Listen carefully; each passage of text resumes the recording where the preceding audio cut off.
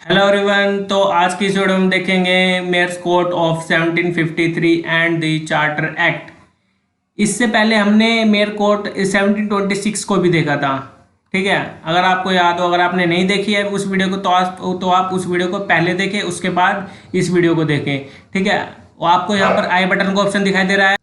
इस आई बटन के ऑप्शन को क्लिक करके हमारे मेयर कोड ऑफ 1726 की वीडियो को देख सकते हैं सबसे पहले। ठीक है, उसको देखिए, इसके बाद ये देखिए, तो इससे आपका कंसेप्ट क्लियर होगा।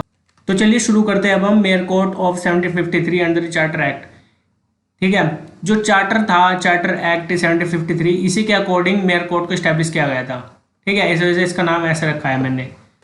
ओके, तो चलिए अब हम इसके सबसे पहले रीजन को जानेंगे। इसमें दो रीजन है कि मेयर कोड को क्यों स्टैब्लिश किया गया था। ठीक है, the conflicts and clashes between mayor's code and the governor general and council created much confusion and chaos in the presidency in India.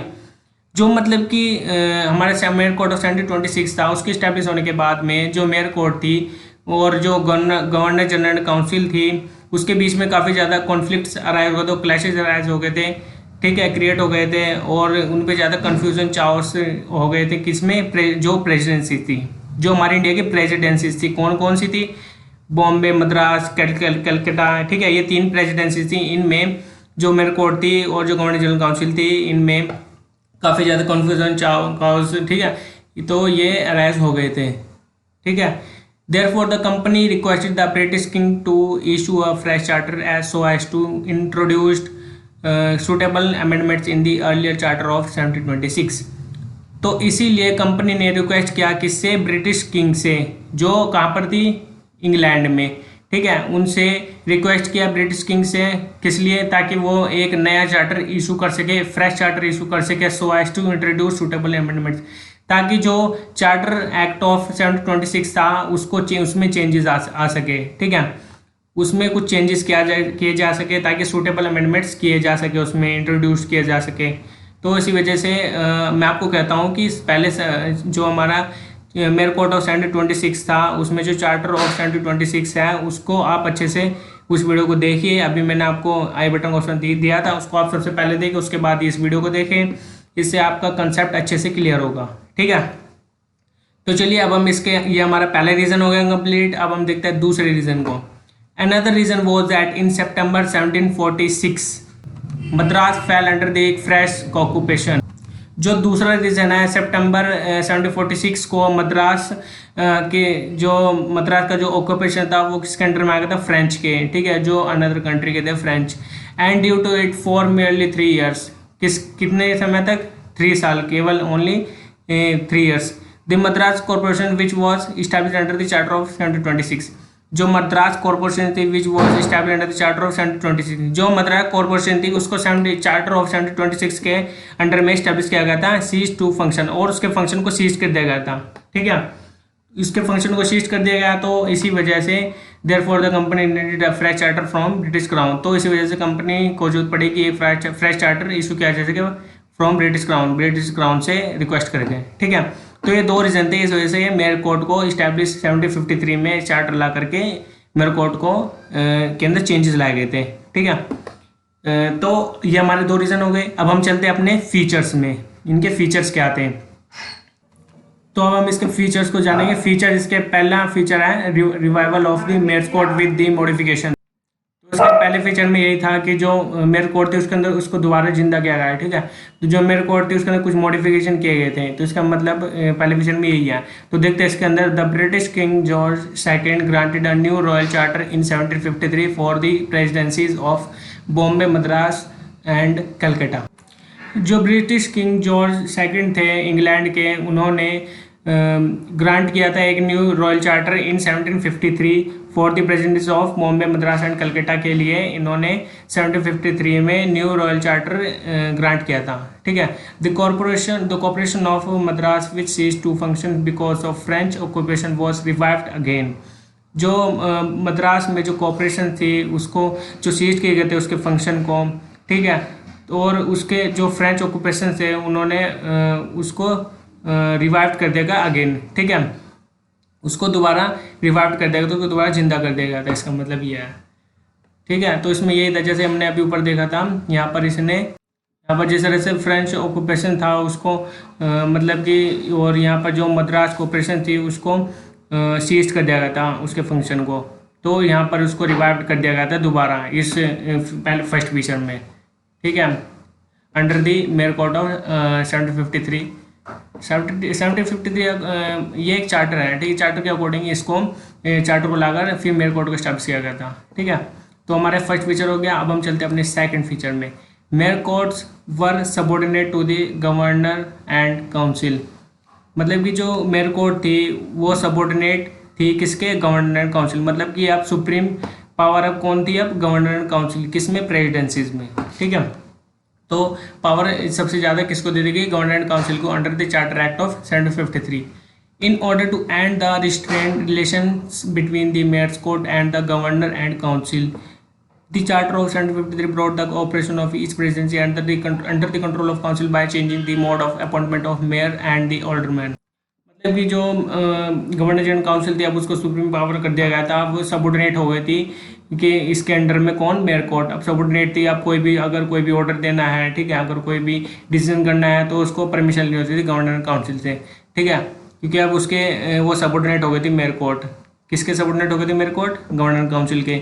और 1753 अंडर द चार्टर ऑफ 1753 के अकॉर्डिंग जो मेयर कोर्ट में जो भी अपॉइंटमेंट किए जाते थे mayor और ऑल्डरमैन, अब उनको अपॉइंटेड जो उनके अपॉइंटमेंट होती थी उसमें उसके चेंजेस में भी काफ़ी ज़्यादा उनको अंदर काफ़ी ज़्यादा चेंजेस किए गए थे, ठीक है। अब वो जो जिस तरह से उनको मतलब कि अपॉइंट किया जाता था अब उस तरह से अपॉइंट उनको नहीं किया जाता था, ठीक है। अब गवर्नर एंड काउंसिल की भी परमिशन लेनी होती थी इसमें। तो इस वजह से ये गवर्नर एंड काउंसिल सबऑर्डिनेट हो मतलब कि गवर्नर जनरल एंड काउंसिल के सबऑर्डिनेट हो गई थी कौन, मेयर कोर्ट। तो सेकंड फीचर में यही था, इस तरह से चेंजेस आए थे।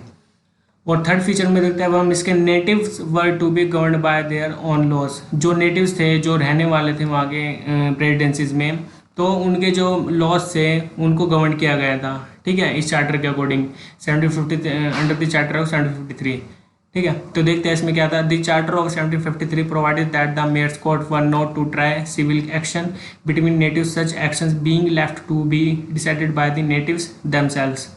जो मतलब कि चार्टर एक्ट आया था 1753 में, इसने प्रोवाइड किया था कि जो मेयर कोर्ट थी वो सिविल केसेस को हैंडल नहीं कर सकती थी, ना ही उसके ऊपर कोई एक्शन ले सकती थी, ठीक है।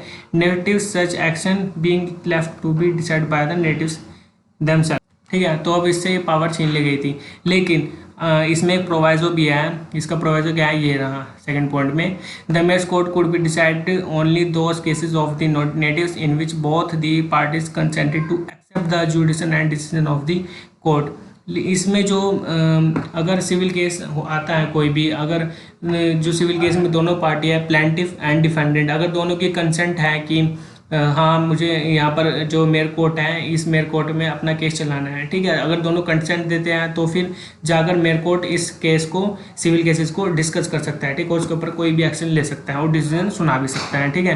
तो इसका एग्जेप्शन है दूसरा पॉइंट, ठीक है। तो ये था हमारा native were to be govern by their own laws, ठीक है। तो अब हम चलते हैं इसके फोर्थ फीचर में। फोर्थ फीचर क्या कहता है, depositing of court fee by the litigants. जो कोर्ट फी थी लिटिगेंट्स की, जो कोर्ट फीस दी जाती थी लिटिगेंट्स के द्वारा, तो उसको कैसे डिपॉजिट किया जाने लगा अब जो चार्टर आया था 1753 इसके बाद में। देखते हैं इसमें, the charter provided that the litigants would deposit the amount of court fee with the government and not with the court. मतलब कि जो कोर्ट फीस थी अब वो कोर्ट में नहीं दी जाती थी अब, बल्कि वो अब गवर्नमेंट के पास डिपॉजिट की जाने लगी, ठीक है। अब कोर्ट में कोई भी मतलब कि फीस जो कोर्ट फीस होती थी अब उसको वहाँ पर डिपॉजिट नहीं किया जाता था, अब उसको गवर्नमेंट के पास डिपॉजिट किया जाता है। अब गवर्नमेंट ऑफिस वहाँ पर इस्टेब्लिश कर दिए गए थे, ठीक है, जो कोर्ट फीस डिपॉजिट करने के लिए होते थे।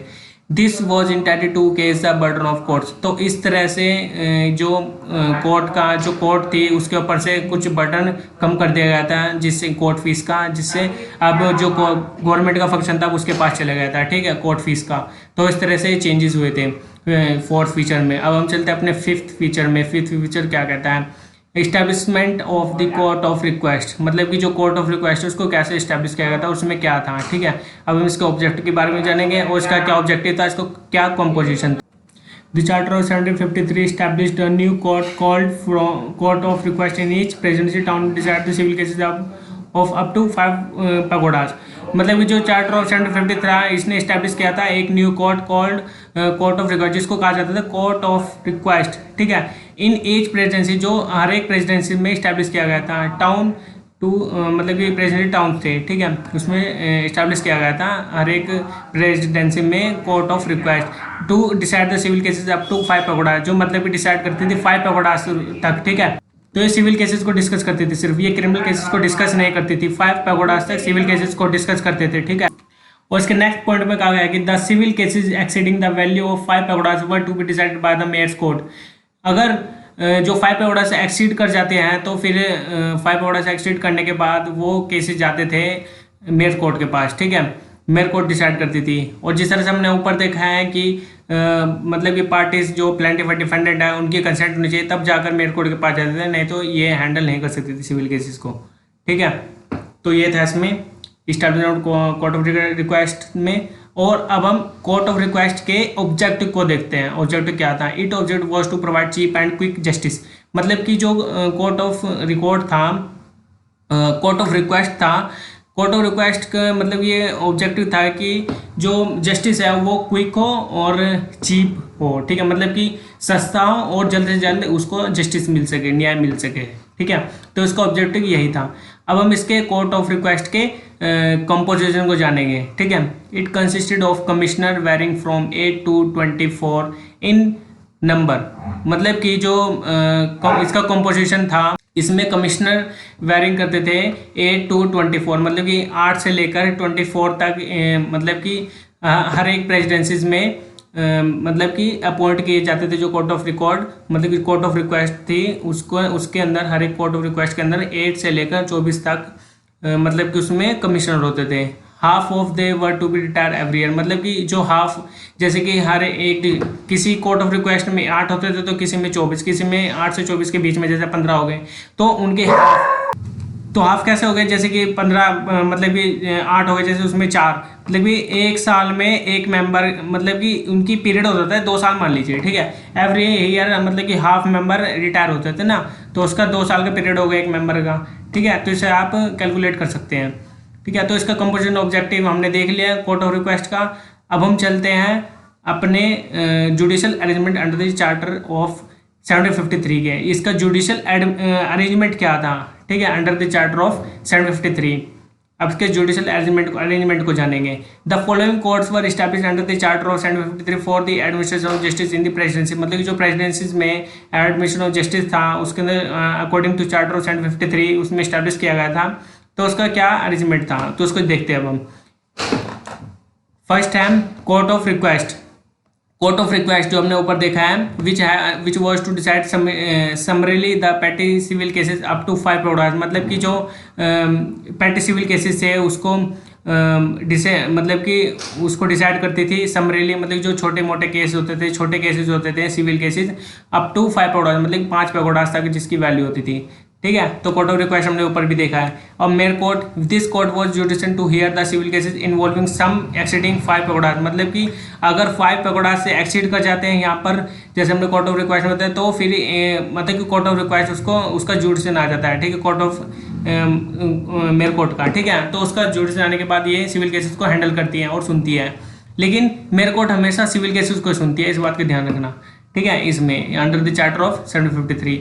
और अब हम चलते हैं अपने court of governor and council के पास, ठीक है। कोर्ट ऑफ गवर्नर काउंसिल का क्या जुडिशन था? This court had jurisdiction over the criminal cases. मतलब कि इसका जुडिशन क्रिमिनल केसेस में था।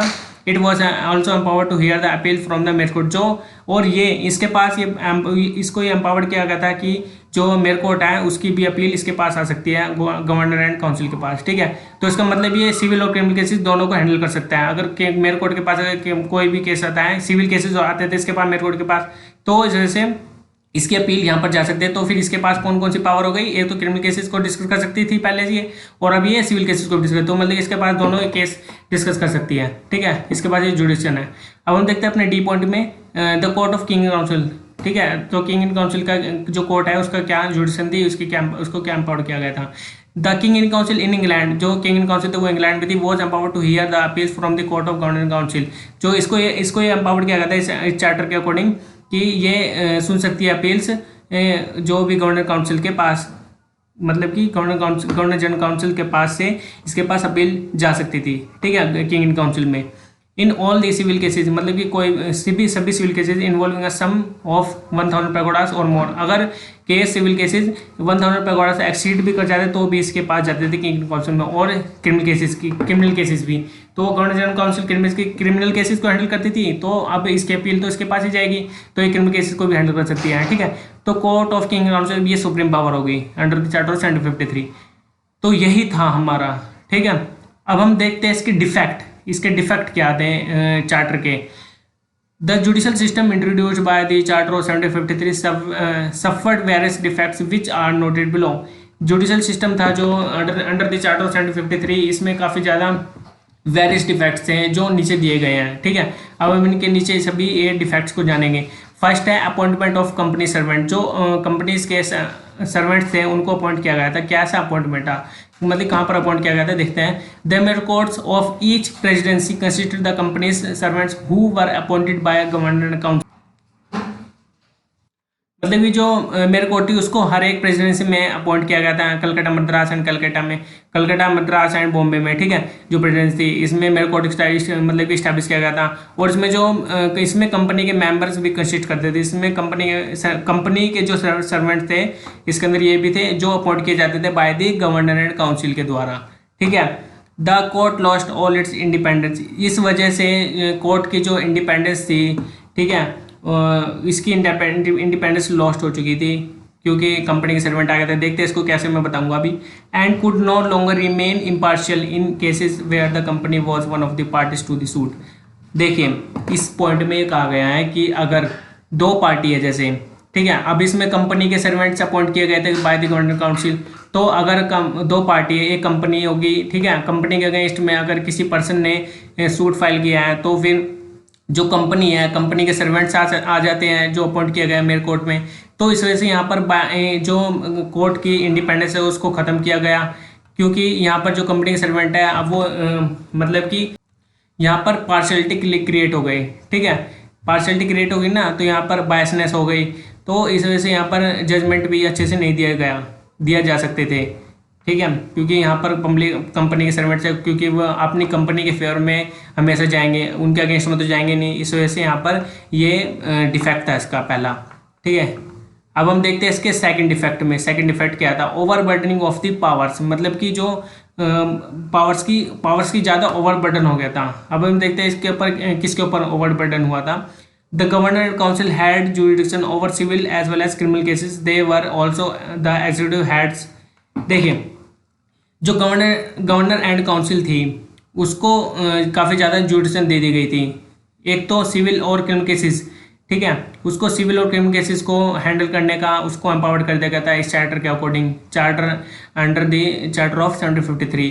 दे were also the executive heads, और इसको एग्जीक्यूटिव हेड्स भी बना दिया गया, ठीक है, of their presidency. They exercise certain legislative powers, और इसको एक्सरसाइज करने के लिए लेजिस्लेटिव पावर्स को इसको ये भी पावर दे दी गई थी लेजिस्लेटिव पावर की, जो लॉ मेकिंग पावर होती है, ठीक है। दस all the 3 functions were centralised in a single authority. तो यहाँ पर इसको तीनों फंक्शन, ठीक है, जो सेंट्रलाइज बेस पर इसको तीनों फंक्शन इसको दे दिए गए थे सिंगल अथॉरिटी के बेस पर, क्योंकि गवर्नर काउंसिल के पास एक तो मतलब कि एक तो जुडिशरी की पावर हो गई इसके पास, जो सिविल और क्रिमिनल केसेस थे, ठीक है, इसके पास जुडिशन आ गई थी। और एक एग्जीक्यूटिव पावर्स हो गई इसके पास, और एक हो गई लेजिस्लेटिव पावर्स। अब तीनों पावर्स एक ही सिंगल अथॉरिटी के पास होगी, तो मतलब कि ये तो गलत हो गया ना, क्योंकि एक ही सिंगल अथॉरिटी को ओवरबर्डन कर दिया गया, ठीक है। तो इसके अंदर काफ़ी ज़्यादा डिफेक्ट थे, ये काफ़ी इंपॉर्टेंट है जिसमें काफ़ी ज़्यादा डिफेक्ट आए थे। तो अब हम इसके थर्ड डिफेक्ट में चलते हैं। इसका थर्ड डिफेक्ट क्या था, लेमैन्स अपॉइंटमेंट। लेमैन्स अपॉइंटमेंट मतलब लेमैन्स का मतलब हो गया आम आदमी, ठीक, आम आदमी का अपॉइंटमेंट। तो इसका देखते हैं हम कहाँ पर अपॉइंटमेंट किया गया इसका। द जजमेंट ऑफ द जजेस of the mayor's court were layman and not well versed in law. मतलब कि मेयर कोर्ट में जजेस के तौर पर लेमैन को अपॉइंट कर दिया गया था, ठीक है, जो आम आदमी थे उनको अपॉइंट कर दिया था, और उनको लॉ के बारे में कोई नॉलेज नहीं थी, बिल्कुल भी उनको लॉ के बारे में कोई नॉलेज भी नहीं थी, ठीक है। तो इसका बहुत बड़ा डिफेक्ट था ये। They were suppose to follow English law, और उनको ये भी एम्पावर्ड कर दिया गया, उनको ये भी कह दिया गया कि आप इंग्लिश लॉ को फॉलो करें, but had not knowledge of it.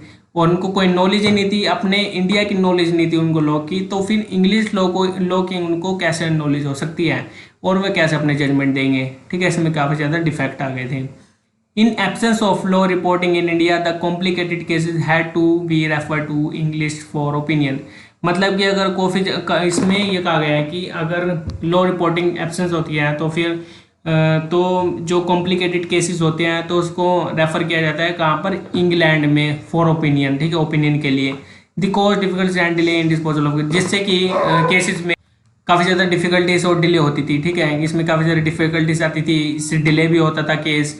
ठीक है, इससे ये हमारा काफ़ी बिग वो था, जिसमें अनपढ़ों कह सकते हैं, क्योंकि लेमैन से उनको कुछ नॉलेज नहीं थी, इस वजह से उनको अपॉइंट किया गया, तो ये हमारा डिफेक्ट हो गया। ठीक है, तो इसका ये डिफेक्ट था। अब हम देखते हैं आगे इसका फोर्थ डिफेक्ट क्या था। Confinement of jurisdiction. The territorial jurisdiction of all the courts established under the Charter of 1753 was confined to the respective presidency. मतलब कि अंडर द चार्टर ऑफ 1753 इसने इस्टेब्लिश की थी कोर्ट। ठीक है, तो फिर इसने इनकी टेरिटोरियल जुरिडिक्शन को भी कन्फाइंड किया। ठीक है, उन्होंने कहा कि जो इनकी जो प्रेसिडेंसी थी, प्रेसिडेंसी के अंडर में ही इनकी टेरिटोरियल जुरिडिक्शन रहेगी, इसके बाहर नहीं। ठीक है, only presidency under the presidencies. ठीक है, therefore was to no forum to take the cognizance of cases arising beyond those limits. और इनको ये भी नहीं कहा गया कि आप प्रेसिडेंसी के आउटसाइड जाकर आप अपने केसेस को डिस्कस कर सके, उनके ऊपर कॉग्निजेंस ले सके। ठीक है, उनको ये भी एम्पावर नहीं किया गया, क्योंकि जो प्रेसिडेंसी थी उनके बाहर, मतलब कि 3 ही प्रेसिडेंसीज इंडिया में, तो उसके बाहर जो नॉन प्रेसिडेंसीज थे, तो नॉन प्रेसिडेंसीज पर ये कैसे उनको पर जो लॉज उनको कैसे अप्लाई करें, उनको उनके केसेस को कैसे हैंडल करें। तो उनकी कोई भी कोर्ट भी नहीं थी जो नॉन प्रेसिडेंसीज थी। ठीक है, इस वजह से जो कोर्ट के डिसीजन थे उनके ऊपर काफ़ी ज़्यादा प्रॉब्लम अराइज हो रही थी। ठीक है, इसका फोर्थ डिफेक्ट ये भी था। ठीक है, इसको आप पढ़ लेना और अच्छे से आपको अच्छे से याद हो जाएगा। तो अब हम चलते हैं इसके लास्ट में कंक्लूजन पर, इसका क्या निष्कर्ष निकल कर आया इस चार्टर एक्ट ऑफ 1753 का।